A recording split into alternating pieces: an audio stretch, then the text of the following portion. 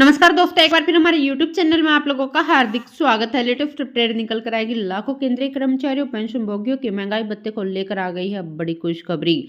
क्या सरकार बदल देगी महंगाई भत्ते की गणना का कैलकुलेशन? 3 महीने में तय होगा डीए और D R.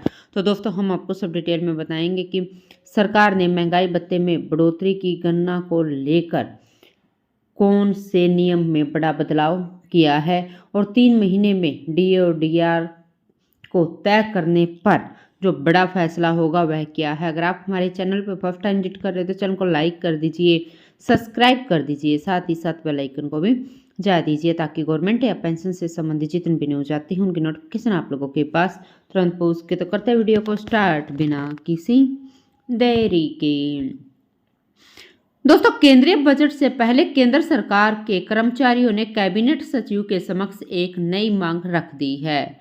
Confederation of central government employees and workers के महासचिव एस.बी. यादव ने कैबिनेट सचिव को भेजे अपने पत्र में महंगाई भत्ता, महंगाई राहत यानी डीए और डीआर की गणना की कैलकुलेशन बदलने की मांग की है। कर्मचारी नेता ने कहा कि डीए की दर तय करने के लिए 12 महीने के औसत को 3 महीने के औसत से बदल देना चाहिए। इसका अर्थ है कि परिवर्तनीय डीए दिया जाना चाहिए। इससे केंद्र सरकार के कर्मचारी को हर 3 महीने में वास्तविक मूल्य वृद्धि से इजाफा मिल सकेगा। सार्वजनिक क्षेत्र के बैंकों के कर्मचारियों का डीए इसी आधार पर तय किया जाता है। इतना ही नहीं, केंद्रीय कर्मचारियों पेंशनर्स के लिए भी अलग से उपभोक्ता मूल्य सूचांक तैयार करने की मांग की गई है।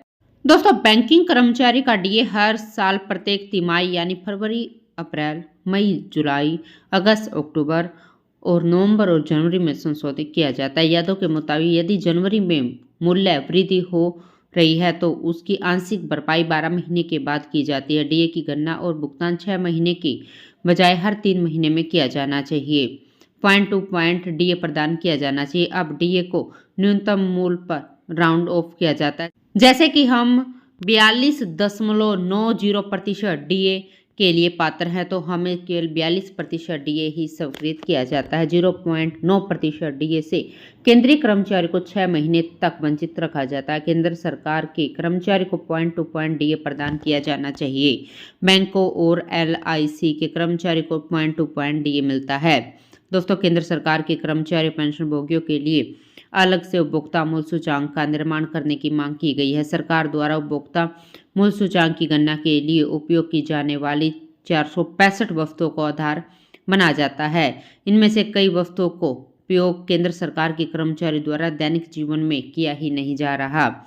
यह केंद्र सरकार के कर्मचारी और पेंशन भोगियों द्वारा उपयोग की जाने वाली वास्तविक वस्तुओं की मूल्य वृद्धि के प्रभाव को बेअसर कर देता है। दोस्तों, आपको बता दें कि कर्मचारी को मूल्य वृद्धि की तुलना में वास्तविक से कम महंगाई भत्ता मिल रहा है। ऐसे में केंद्र सरकार के कर्मचारी उपभोक्ता पेंशन भोगियों के लिए एक अलग उपभोक्ता मूल्य सूचांक बनाने की आवश्यकता है। दोस्तों, श्रम ब्यूरो और जो श्रम और रोजगार मंत्रालय का एक संकलन कार्यालय है, देश के 88 औद्योगिक महत्वपूर्ण केंद्रों में फैले 317 बाजारों से एकत्रित खुदरा कीमतों के आधार पर हर महीने औद्योगिक श्रमिकों के लिए उपभोक्ता मूल्य सूचांक संकलित कर रहा है। यह सूचांक 88 औद्योगिक महत्वपूर्ण केंद्रों के लिए संकलित किया जाता है। अखिल भारतीय उपभोक्ता मूल्य सूचांक अगले महीने के अंतिम कार्य दिवस पर जारी किया जाता है, जिसमें डीए की गणना हर 6 महीने में की जाती है।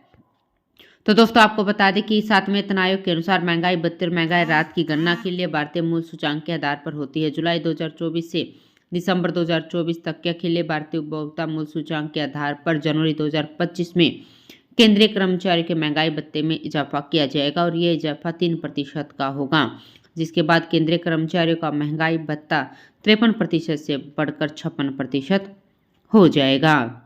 तो दोस्तों, आज के लिए इतना ही। मिलते हैं नेक्स्ट वीडियो में। तब तक के लिए जय हिंद, जय भारत।